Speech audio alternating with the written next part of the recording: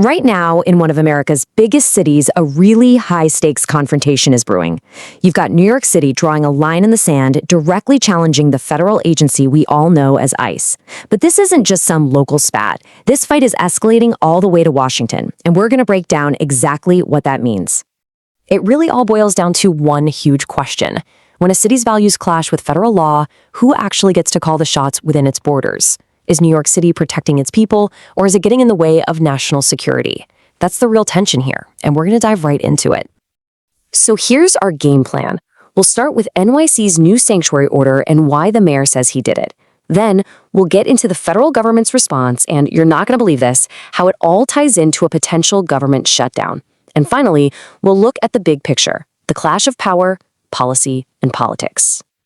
Okay, so what exactly did New York City do? Well, Mayor Zohran Mamdani, who's a Democratic socialist, his politics often put community protection ahead of federal rules, he signed an executive order. And this order seriously ramps up the city's existing sanctuary policies, putting up some new, very clear roadblocks for federal immigration agents. So this order basically does two big things. First, it says ICE agents need to get a warrant from a judge before they can even set foot on city property. We're talking schools, hospitals, shelters. And second, it forces all city agencies to go back and check their own rules to make sure they're in line with these new sanctuary laws. It's really about tightening the city's control. So why such a dramatic, confrontational move? Well, Mayor Mamdani didn't just sell this as some boring policy update. Oh no, he framed it as a moral stand against what he calls a rogue agency, and he used some incredibly powerful language to do it.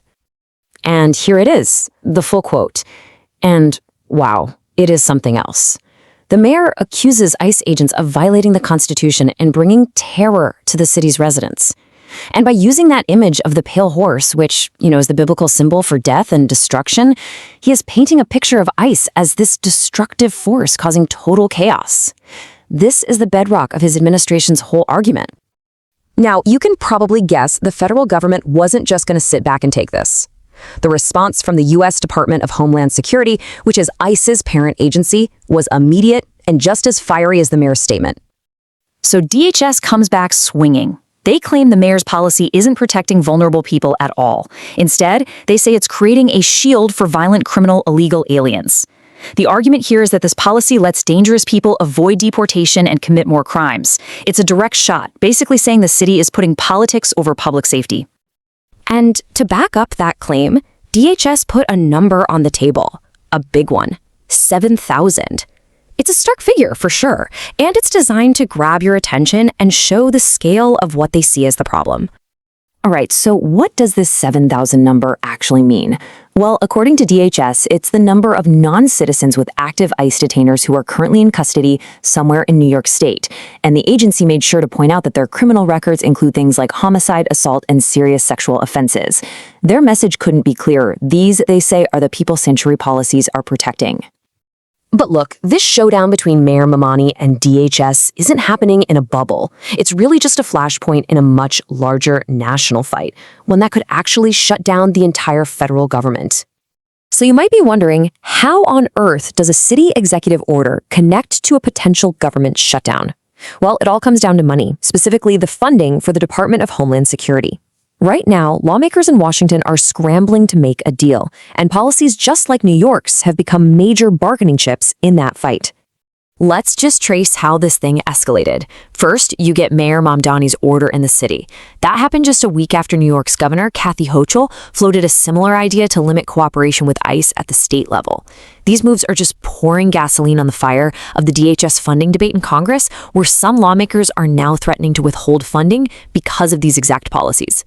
And all of this is happening with a government shutdown deadline getting closer and closer. Okay, so when you strip it all away, what are we really looking at here? It's a fundamental conflict over power, policy, and politics. You've got two completely different ideas about what government should do and even what safety really means. On one side, you have the city's position. They see this as protecting all their residents, making sure constitutional rights are respected, and pushing back against what they call a rogue agency that's gone too far. But on the other side, you've got the federal government. Their view is simple. Our job is to enforce federal law and keep the public safe, and these policies are creating a dangerous shield that lets criminals run free. And that really brings us to the final critical question that this entire conflict raises. In a country that's built on a balance of power between local, state, and federal governments, where do you draw the line? Where does a city's power to govern itself stop and the federal government's power to enforce national law begin? There's no easy answer. And right now, that debate is raging, with New York City at the absolute center of the storm.